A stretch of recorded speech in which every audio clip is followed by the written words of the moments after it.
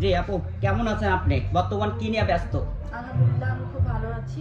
বর্তমানে হচ্ছে fashion show আর photoshoot নিয়ে ব্যস্ত আছি। মিডিয়াতে অনেক বিষয় থাকে যে আসলে অনেক চ্যালেঞ্জিং এর ব্যাপার থাকে, সেই ক্ষেত্রে আপনার ক্ষেত্রে কতটুকু বাধা বিপত্তির বিষয় ছিল? সবার কাছে যদি চ্যালেঞ্জিং থাকে, আমার কাছে অবশ্যই চ্যালেঞ্জিং ছিল। আমিও যখন নতুন ছিলাম তখন একদমই কাজ পেতাম না। এখন মোটামুটি পাই। আরও যত এক্সপিরিয়েন্স হবে, যত পুরাতন হব, তখন আরও বেশি ভালো পাবো। আজকে আপনাকে দেখলাম যে একটা ভিন্ন একটা লুকে দেখা গিয়েছে, আসলে এটার কারণটা কি? কারণ হচ্ছে এখানকার কোরিওগ্রাফার, তারপর হচ্ছে ডিজাইনার, ওনারা চেয়েছে ড্রেস ছিল একটু ভিন্ন টাইপের, সো এই কারণে একটু ভিন্ন লুকে আমাকে দিয়েছেন।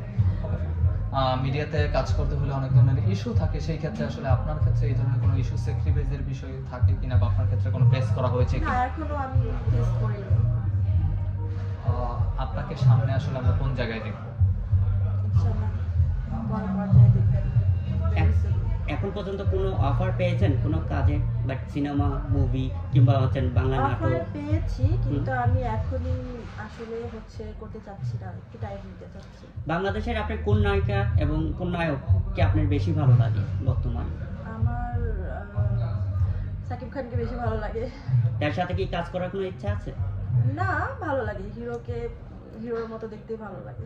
সাকিব খানের সঙ্গে কাজ করতে হলে নাকি সবাই ভাইরাল হয়ে যায়, আসলে যারাই নাকি সাকিব খানের নাম নেয় সেই নাকি ভাইরাল। তো আজকে আপনি যেহেতু সাকিব খানের নাম নিয়েছেন, আজকেও তো আপনি ভাইরাল হয়ে যাবেন। আপনারা কোশ্চেন করেছেন বলেই আমি তার উত্তরে তার নাম নিয়েছি, না হলে তার কথা আমি বলতাম না।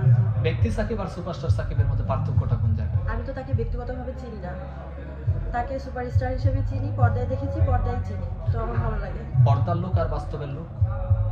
অনেক মানুষের পার্সোনালিটি অনেক রকম থাকে, পর্দায় একরকম, বাস্তবে আরেকরকম। তো আমি তো তাকে বাস্তবে কখনো দেখিও নি, তার পার্সোনালিটি সম্পর্কে আমি বলতে পারবো না। আপনাকে যারা পছন্দ করে তাদের উদ্দেশ্যে বার্তাটা কি থাকবে?